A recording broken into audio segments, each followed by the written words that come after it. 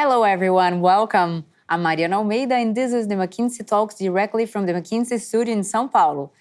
This is our new Global Product Leadership Series. We'll talk to some of the world's most influential chief product officers about the challenges and joys of their role and go deeper into what makes a successful product-led organization, their role, their relationship with peers, the board, how to explore talent, the operating model, and much more. Product-led and customer-centric organizations are the winners of hyper-growth. They are a new breed of organization that puts product at the center of everything they do. The CPO or the VP of product are in the center of it all. The series will be led by Fabrício Dori, a partner at McKinsey and product design and customer experience leader in Latin America. Welcome, Fabrício. Thank you, Mariana. Thank you. I'm excited to be here and to be discussing this topic. As you were saying, the topic of being a product-led organization, a customer-centric organization, is a topic that is increasingly more important for companies. Even this terminology, right? Being a product-led or being customer-centric, and that being a driver for growth, it's been growing in importance. And I think it's also because it's a topic that it's being pushed by digital native companies, startups, but it's also it's important for everyone out there, right? That needs to grow fast, needs to be more customer centric. And actually, it's been interesting to see what's been happening in the last few years. A lot of companies now are very agile, but agile almost like paved the way for them to be more customer centric, right? And then it's almost like going to the next wave of that and the next wave of growth. Super excited to be here and discuss this topic. Fantastic. Thank you very much and welcome. And for today's conversation, we are connected with Renata Lorenz, VP of Product at VTEX. Hello, Renata. It's a pleasure to have you here as well.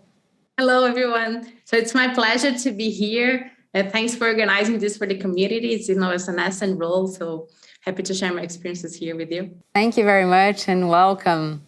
Super. So I'll actually start our conversation, Renata, with a question to get to know you from a different perspective. Like, what is your favorite product and why? I am a super fan of the Uber case. And let me explain why. So I think I am delighted of how they reinvented, a business model, taking into account heavy tech and design and real estate, real assets. And they reinvented a new economic operating model. And they combined all this to create value. They put it into scale and they created one of the biggest, business ever. So for me, product is about, creating value for people, creating value for business, and making it work for everyone, and scaling this into a big company. So for me, that's a very nice success case. Uber had a bumpy road in their beginnings, but still, for me, it's a delightful case of how they put everything together to create value at scale. Yeah, no, I think this is a great example because I think it's sometimes an example that we tend to forget at this point, right? Because it became so ubiquitous, right? It's so out there, and sometimes we take for granted the magic that happens, right, behind that product. How magic was it?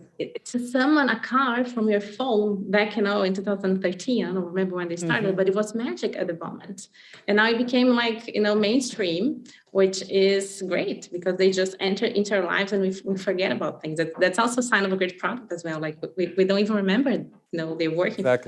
Exactly.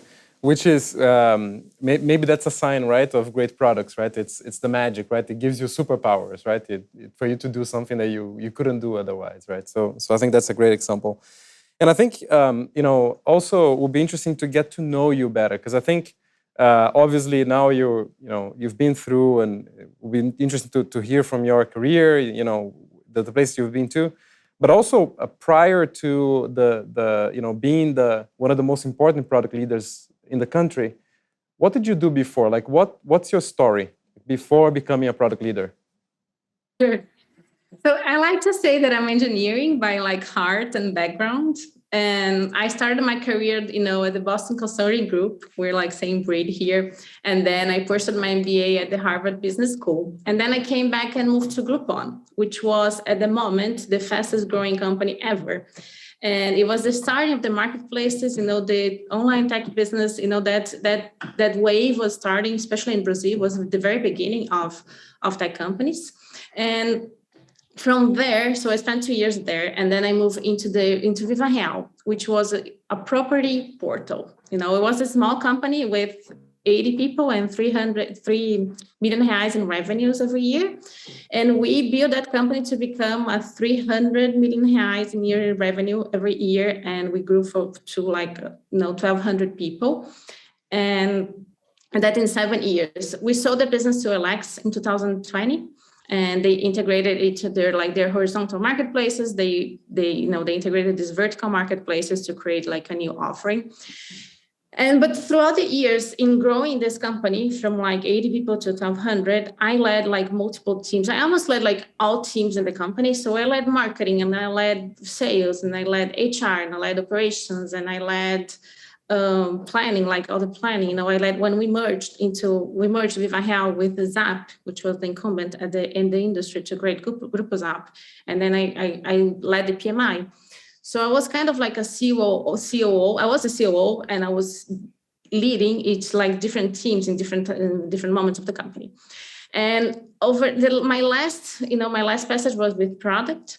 And the occasion that made me become product, I think, is interesting, because we were starting the merge between Zap and Viva Real to create the Grupo Zap company, this new company. And we were designing what was the future of this combined company. And really, that was the future. There was a product-led challenge. It was the future of the company would be what the future of the combined products would be. And so I was leading PMI, and then I partnered with the product team to craft this plan to understand, what the combined product would look like. And then I never left. So I'm with product team since then.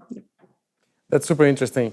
I have a lot of questions about this. I'll actually hold on and ask these questions, and we go back to, because I think, you mentioned something that stuck with me, which is you've led different types of teams, right? Of different disciplines, right, within the company. How do you think that changed you as a product leader right now? Do you think that it influenced or didn't influence? Yeah, it does. It helps me a lot on managing the C-suite a lot, because I can relate to the challenges and to the mindsets and to, the modus operandi of each craft, of each discipline, because they are different crafts. They have different value propositions. They are the different operating models. And I think product is, after the CEO, the product is a very central role in terms of it touches a lot of teams, and whatever we do in product, we need to take it to market, and we touch, many different areas of the company. So being able to bridge all teams and all disciplines and all, challenges they have into our product plans helps me create stronger product plans, helping create stronger value propositions. So I was at CX at some point in my career. So I get the pressure that CX gets. I get contact rates. I get that we need to have an answer for every case. So I kind of get all those disciplines, and I learn to anticipate their needs into the plans I create. So, and I bridge them. I think for me, the main asset is to bridge and create collaboration and create one vision, so we can all work aligned into one direction. Because companies, sometimes it's hard to align. One of the hardest things we have in managing companies, making everyone, go to one direction. And that's kind of a power that I have created with understanding our different teams. No, I love that, because it's also it's something that I see that's very central to being a product leader, right? Which is aligning the company, right, in a direction, yes. and positioning that, and that's why it makes it such a strategic role, right, for companies these days. And I want to explore something around that, because I think there's two angles to it. One is I think you've seen this role change, right, with time, and I think it was not clear 10 years ago, what it meant to lead product, what were the capabilities, the skills, and all that. And at the same time, it feels like it's still in early days, right? And I think there's an interesting point, which is, you mentioned the role of the CEO, the relationship with the CEO. Do you think CEOs know, most CEOs know that they need a product leader, or they know what is a CPO? Well, I think it depends on It depends on the story and the history and the founding story of the company. Like companies that are super strong in operations, and they tend to a lot of space, a lot of airtime is being taken by operations and short-term needs and operating metrics and short-term revenues, and that occupies a lot of space in a company. And then sometimes it gets harder to create space for a chief product officer because it's like a new role.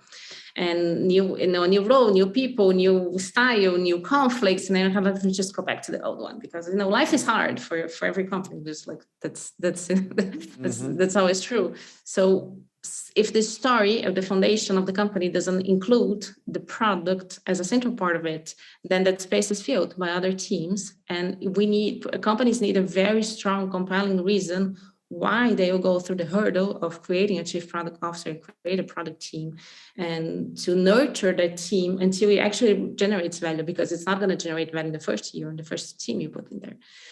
So for me, depending on the company, I think this, to your question, the CEO doesn't get it because it's ingrained in other ways of solving, that problem. And, sometimes you see companies where success is, the stakeholder asks for something and that's being put into production, and that's good. That's a definition of success, and that's fair. And on more product-led companies, you're going to see definitions of success being more tied to metrics, to what was, what's the KPI, what's the actual impact in the business. So, but it's a change, it's a mindset change. And I'm not sure all CEOs get it. Yeah. Yeah. And also, I think it would be good to get your perspective on what it means to be a product leader, like what it encompasses, like what is in the role, right? And how do you become one? Good. Yeah. So I think chief of product is, it's a new role. So it's poorly defined. And I used to be a COO, which is a poorly defined role as well. So I kind of create my own definitions of things. And my personal definition of the chief product officer, we are the ultimate accountable person for creating value through our product, right? Are we creating value, yes or no? That's the ultimate accountability we have. But how do we get there? Because there's usually a team to manage and there's stakeholders to manage. We live in a complex system that if it's not well orchestrated, if it's not well managed, we can have the best, thesis for best product thesis, but we can't execute on it. So my role is vision and execution, right? So what's the product vision? How does it compare? Where's our market going? What are our customers saying? What's our experience? And industry trends and company strategy. That's things that enter as input. So we create, a product strategy that is based on the company strategy. That's usually like a consequence of a second order. We have company strategy and we have product strategy right after. And then, so that's our product strategy, right? And then I have to execute this in a more in the general context of the company. So I have product processes, so we have roadmaps and we have OKRs and we have, customer research, and we have all kind of processes to organize. And then we have two ways that we need to organize here. We need to organize internally, because when you have a team of 20 product metrics or 20 product managers, it's easier to organize them in a more organic way. When you have 100, then it's harder. Then you need to have processes to make everyone have common rituals and common language and common ways to collaborate. Otherwise, we lose too much energy on trying to collaborate instead of if you streamline it, collaboration gets easy and we can, get into the execution mode faster. So that's for inside the team. And then we have to align the rest of the company, because product is so central. I can't have a walled garden where I have everything working inside the product team and we don't touch, the real world. So that sometimes happens. So how do I align with sales? How do I align with growth, with marketing? How we make the product plan, the company plan, and then everyone's plan. So that's the challenge of executing it. And then there's a third challenge when I think of things that I take care of, which is the product people. It's a nascent role. There's a lot of competition in the market for product people. And how do I engage? How do I hire? How do I relate to them? How do I make it work for them as well? So they, stay with us and they fulfill their expectations. They fulfill our expectations, and we can craft value out of it. Because sometimes, you can have a good product culture, but you can't really sustain the product people because, the rest of the company isn't working on the same mindset, or we get, engagement issues, and then we lose the team. The output is going to be defined by the bandwidth of good people that I have staffed on my products. So those are the three pillars I take care of. So it's product vision, product processes, and product people. Them combined and orchestrated and working well will help me to become the ultimate accountable for the value we're generating through our product. Yeah. And I want to pick up on some points that you mentioned in your answer, which I think they relate to this topic, which is what is a product-led organization, right? What is a company that has product at the center and it's so customer-centric? And you mentioned these points of the vision, execution, and the talents, right? And I think starting with the vision, how do you communicate the vision of the product? Like, is there a particular way of doing that you've seen that worked? Because it's so hard, right? There's so many people involved. Companies are growing fast. Yeah, communication is a huge issue when we're growing. So I've been through many growing companies, and we see that the first thing that doesn't work is communication. We can't have everyone on the same page. And for me, communication there's two things here. There's the quality of the communication, there's the frequency and the channels that we deliver that communication. So we gotta be, the second one is the kind of the easiest part. We gotta be very frequent in evangelizing what are the vision, what are the principles, why we're doing this, and keeping it short and keeping it strong so we can get that message through. Because sometimes what I see is product visions get too complicated, and then it's hard to articulate and hard to make it, go through the limited channels and the limited span of attention that we have with our teams. So keeping it short and keeping it simple will allow us for understanding, which will allow us for execution, right? So that's the second part of that. So the first part, what's a product vision? I like to take it into principles. What are the value principles that we're generating? So we have at VTEX, we have 5 principles. And those are the 5 value drivers that we're taking care of.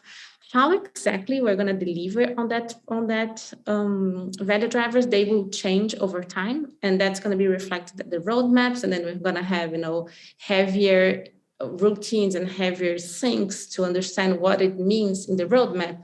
But I can always go back and relate to one of the main product principles, which are stable and are more permanent throughout the organization.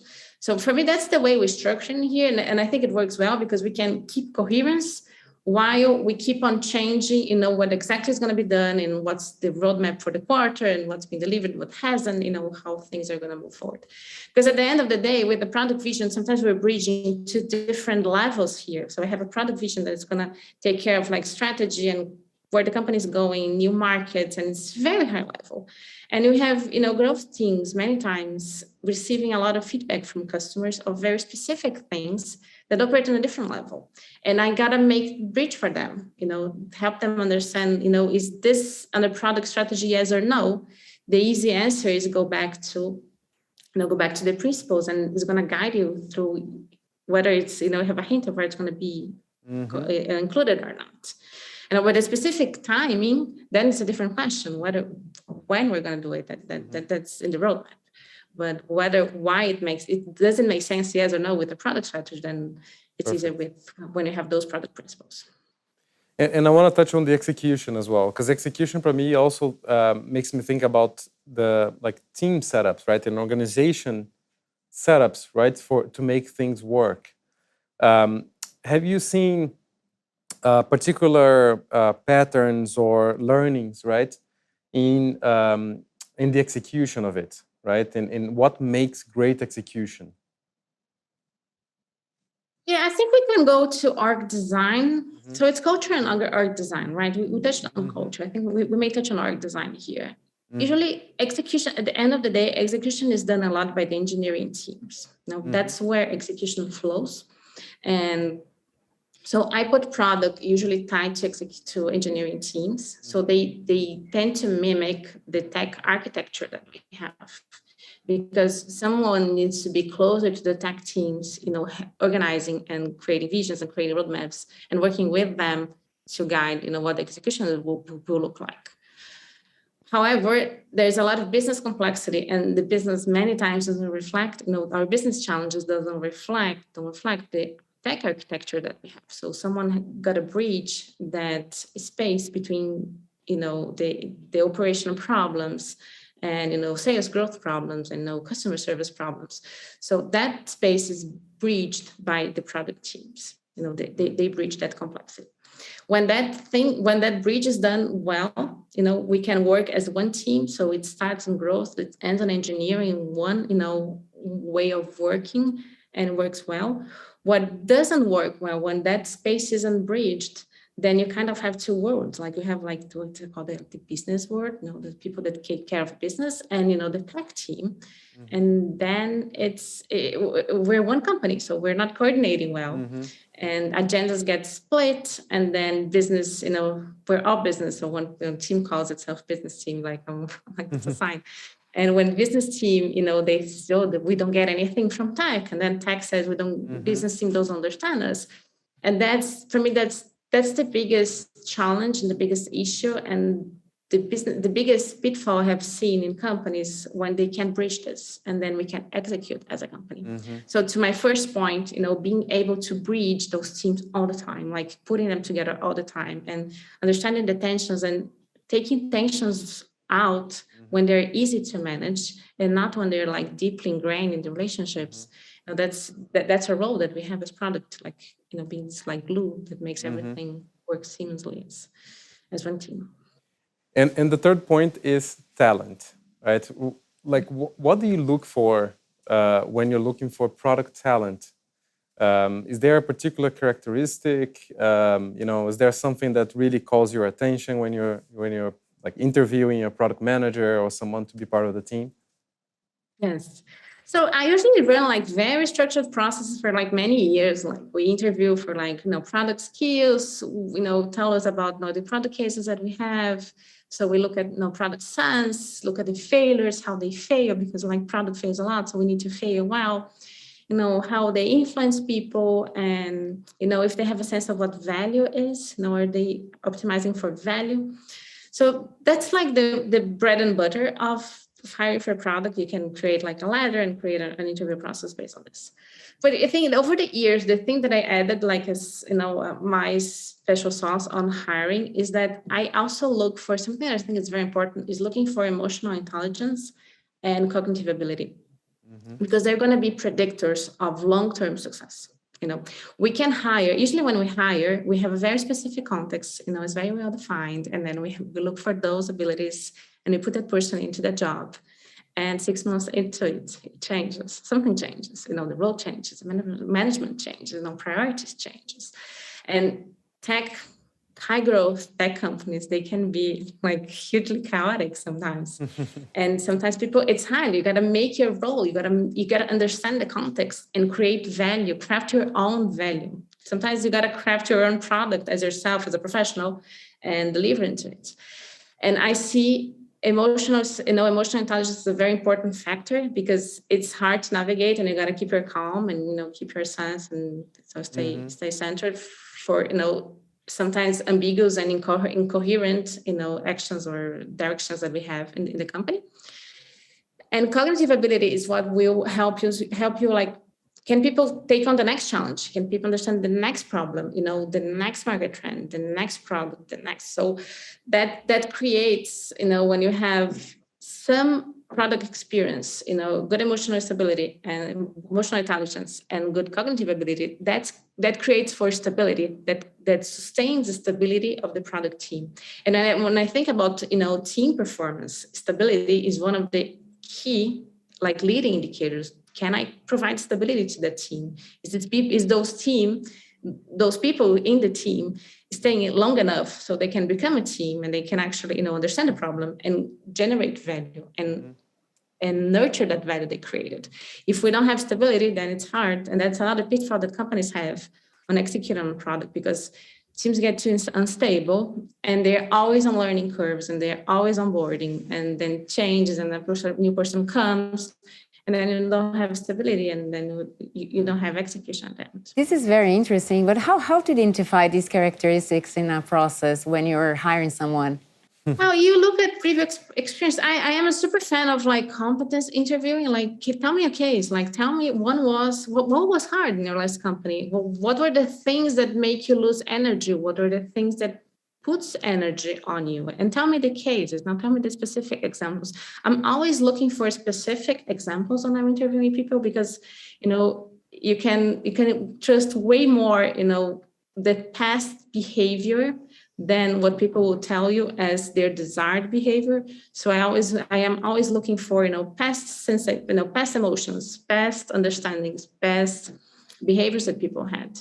And my whole interview process is like, tell me cases, tell me a case around this, tell me a case around that, tell me a case around, and as you make the questions, usually you pick an experience where people will show you whether they thrive on chaotic environments and they make their own way, or like they don't, like they blame the context, or they don't put responsibility on themselves, they put responsibility in the company.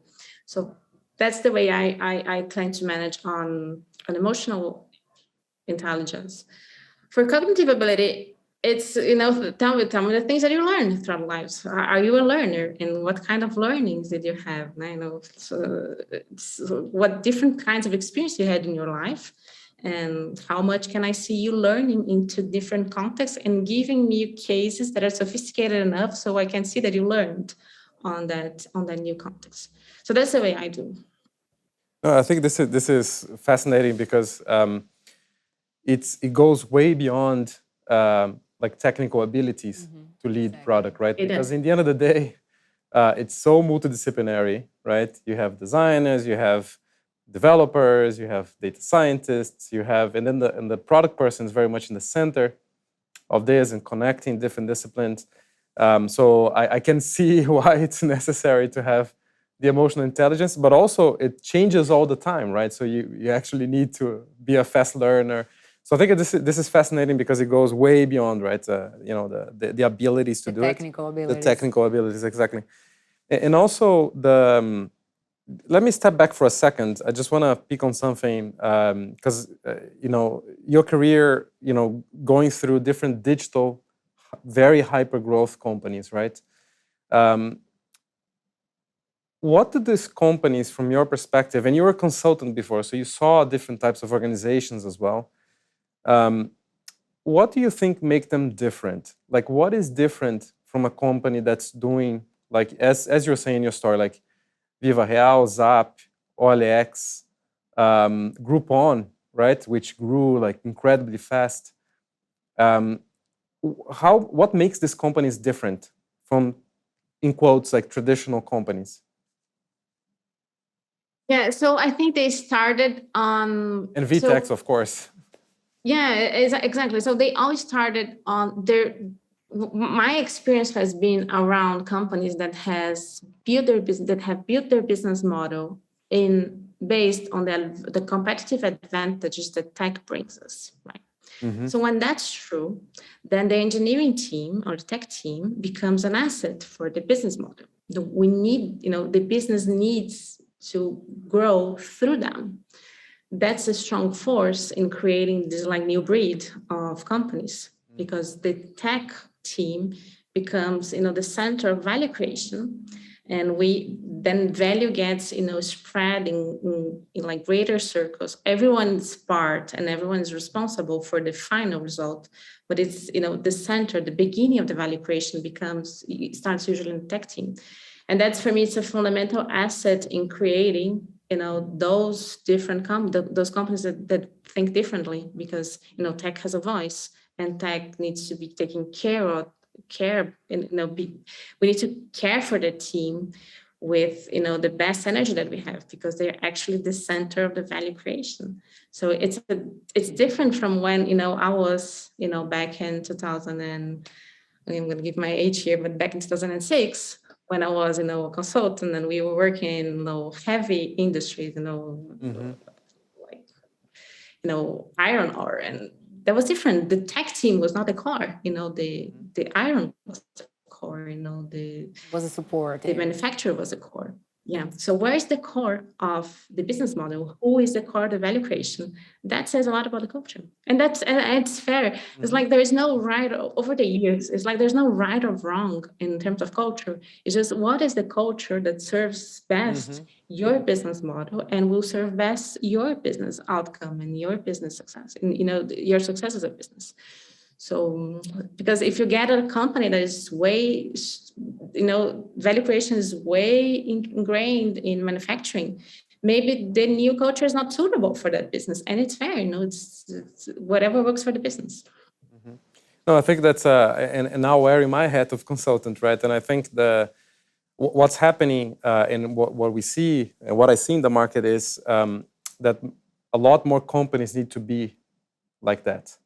Right, because it's not enough, right, to have even in mining, right? I think the example of mining is interesting. Like even in mining, the mining product, obviously, ore, iron, whatever, it's very important. But you need so much technology, right, to be able to make that happen in a more effective way, more efficient way. That it's that sometimes let's say the product or the customer centricity there is internal, let's say, like creating tools for them to work better, right? And maybe having an internal product team that leads that and delivers great experiences, great software, that kind of stuff. But I agree with you. It depends a lot, right? In the sector, it depends on what you're trying to achieve, right, as an organization. It depends on what's the value creation of that. Perfect. Because sometimes you may have old business models and that they were not born in the tech world, but now they need tech as a channel. Like their sales channels become way more like we sell online now. We don't sell as much, as we used to sell like offline. So then there's a strategic part of their business that becomes really tech heavy, and they may lose their business because they lose the channel. And that becomes a strategic asset. And then it's a force to shift towards a more like product-centric, tech, agile kind of culture. So Renata, could you tell us a little bit about VTEX as well? And what's the role exactly there? Sure. So VTEX is the leading enterprise digital commerce platform in Latin America. We are a super relevant player in terms of GMV, with almost $10 billion in GMV in 2021. And our core value proposition is that we put our experience in service of our clients so they can help, they can focus on innovating and growing their product lines where they can trust VTEX for their commerce platform. And my role here, I'm currently leading the product team. So I have product designers and product managers and specialists that stay with us in the product team. And I'm working closely with like the executive team and the co-founders, and co-CEOs of the company to build what's the future of the product and the future of the business. The future of the product and the future of the business, they're kind of like the same story, like because the business is based on our product. And we had just become public last year on New York Stock Exchange. So it's kind of a new era for the business. And now here I am to build what the next 10 years will look like. What are the capabilities of the teams? Just as a curiosity, like you mentioned that there's designers, there's product specialists. Like what is the group of capabilities that make product at VTEX? So yeah, we have product managers, and then we have product designers that may focus more on customer research or user interface. And then we have a team of documentation and education that helps, bridge it's the first go-to-market. It's the first piece of go-to-market where we have our product. Our product is very extensible, so there's a lot of APIs that can be used. And the documentation becomes a new front end of that product. So we have a team that creates and documents what the product is and makes it available for the developer community.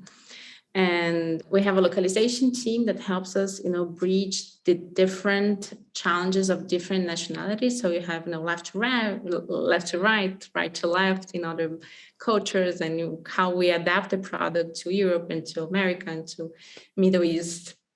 And I also have a prod ops, which is it's a new role in product. So I have a team that helps me with, processes and KPIs and running what is structural in the product team. And that's about it. That's in the product. And we have like tech team, that the engineering team, they are my peers, and we have data scientists and engineers and infrastructure people in that team. Why do you think some companies still don't have a CPO and this team working in this sense? Yeah, so why companies don't have a CPO yet? I think they probably, that role is being filled by someone. It's being filled by sales, it's being filled by marketing, it's being filled by the CTO sometimes. We still have a lot of, sometimes the product is inside the engineering team and you have it spread throughout the teams. So I think the product role can be filled by other teams. The marketing team at some point can feel this. The thing is, they usually come from a perspective of their marketing perspective, and there's a very important perspective, which is a tech perspective. Like everything we deliver through tech many times. And if for some reason that thing is breached, that challenge is breached, then you get the job done without a CPO. But more and more, if you put someone that understands marketing and understands CX and understands engineering, you can craft better plans and more robust plans with a product team. But I think it goes back to how was the company started, what was the mindset at the beginning. And that's kind of like management, legacy, or just management mindset occurred to that. Sometimes there's not a strong, for me, when people ask me, what do you think needs to happen for a company to become product led? And for me, the answer is there needs to be a compelling why. Why are you going to go through that hurdle? Why are you going to change your culture? The why, it may sound cliche, but the why is very important because it's what sustains you throughout, the energy expenditure and the challenges and the new conflicts that are going to be created as you change, the decision matrix of the company. Yeah, no, I think that's super important. And also this reflection, right, of like what, as you said before, like what creates value, right? Where do you put the energy? I want to go back to something you mentioned on the product ops, because product ops is a very new discipline, right? and it's interesting to see, I mean, it's obviously very important, right? Because especially if you're growing, if you're a growing team, like you need to standardize ways of working, platforms, tools, all of that. Is that a new team? Was it there because you joined recently? Was it there? Like, what was the thinking of having a product ops team and how they operate? That was a very special surprise when I found that we have a great product ops team. Nice. And that was a delightful surprise when I found the team. I did not create it myself. The team was there before. And their role is that's it. Like we defined with the team, how do we want to operate? But then the change management and, defining what's the structure, what's the exact, template, when are we going to, let's take OKRs, for example. So how are we going to report OKRs when it's, when we report each time, and what's the template? How are we going to give end of year review, end of quarter reviews? That's things that, product marketing or product ops, what the philosophy we use is we productize, our own processes. So we go in the teams, we understand what's working for them, what are the bright spots, what are the pains, and then we kind of make a proposal, and then we keep iterating those proposals to get established as a process. So it gets really organic with the product team and the design team of how we work, because at the end, they kind of facilitated this collective building of a process that works for all of us. And then they standardize, and then, they keep on the change management or, the necessary energy for us to feel that process on a quarterly basis, on a monthly basis, on a weekly basis, whatever the frequency is. There's something that I wanted to explore with you before we finish, which is this topic of marketplaces, right? And marketplace as a product. Because I think that's also, I think you're probably the person with more product experience in marketplaces in maybe the Americas, where like you've been through 10 companies. years, yeah. And probably the world, because you've been through companies that they are let's say iconic marketplaces, right? iFood, Groupon, Zap, OLX, and now VTEX, right? And I think the question is like, what is the marketplace as a product? And is there anything that's different of being a product leader, like leading such a complex product? Because it has multiple users. It also has multiple products within it, right? You mentioned integrations, for example, right? Integrations became such a strong topic. There's startups doing just integration because the integration needs to be so like a smooth experience, right? What is special? What is different about leading product of marketplaces? So I think leading product is leading product, right? The specific challenges of a marketplace is we have conflicting interests in the marketplace, right? So to start, I have been in online marketplaces, so that portion of tech being, a central part of value creation was true in all of them. So really, an online marketplace is an online business, and in our value creation goes a lot through product, not only through tech. There's operations and there's growth, but a lot of it goes through tech. So we created this new culture and the product culture from the beginning. So that for me, it was easier to manage. I was lucky enough to be like bred as a product leader in companies that had strong product culture. But being a product in a marketplace is bridging many interests, right? Because you have a client interest, which is who is buying in the marketplace. Then you have the merchant interest, who is like selling in the marketplace. And if you have a transactional marketplace, you have sometimes the logistics or the transaction part of it that you have to manage as well. And the interesting part of it is that none of those interests, they align. The merchants, they want, if you take only the merchant's perspective in the marketplace, you're gonna end up in the Yahoo or Google in the beginning, they were flooding you with ads, and the customer experience was poor. But that was good for the merchant. That was what the merchant wanted. The merchant wants to exposure, whatever they don't care what's your overall conversion rate. They care about their conversion rates. If their conversion rate is great and the overall conversion rate of the marketplace goes down, that's fine, right? on the merchant perspective, on the individual merchant perspective. Mm-hmm. And so you're going to think what's their experience, what's the overall experience of the marketplace for all merchants are. And then you got to think what's the customer experience at the marketplace is. For them, it's showing them whatever is relevant for their needs at that moment, not what the merchant wants to show. And so there's a conflict here.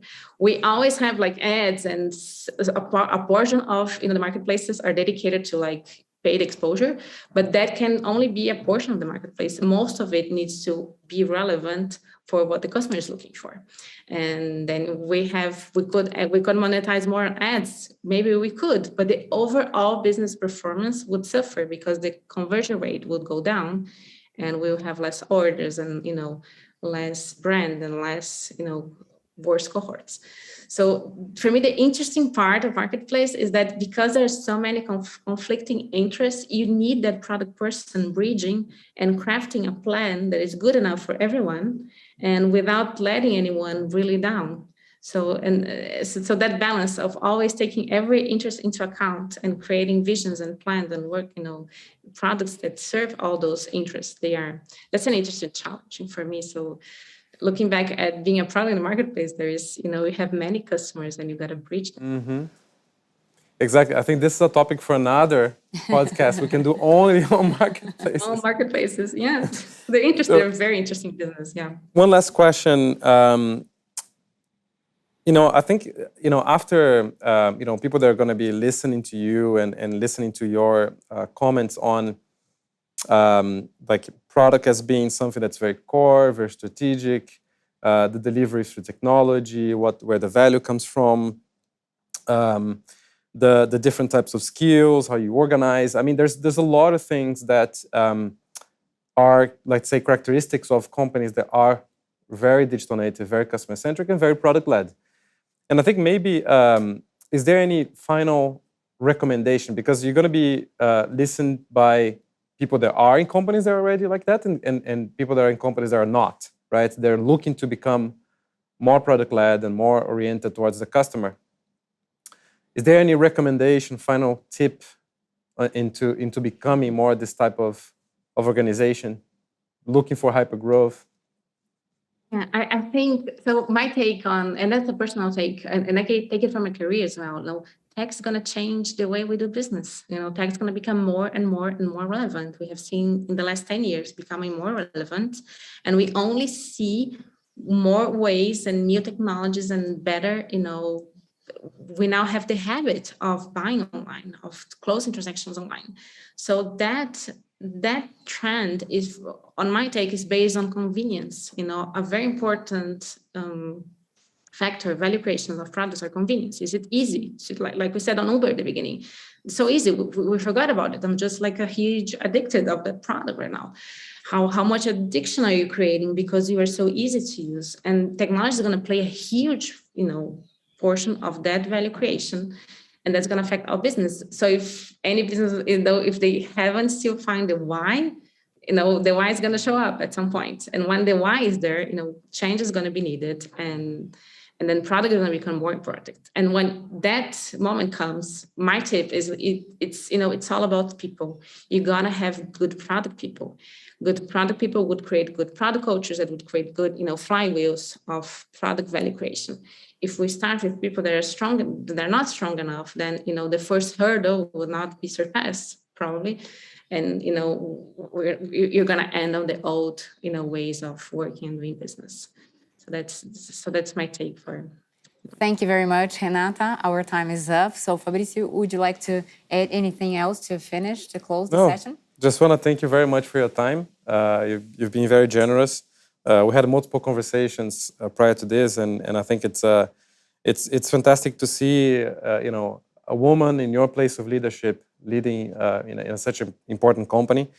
And I think for those listening, stay tuned. We're going to have conversations with other CPOs like Renata. They're very influential and changing the way we create customer-centric companies. And that's it. Thank you, Renata, again. Thank you. Well, thanks again. Thanks for doing this for the communities. Yeah. So thank you very much, Renata, and Fabrício also for being here with us.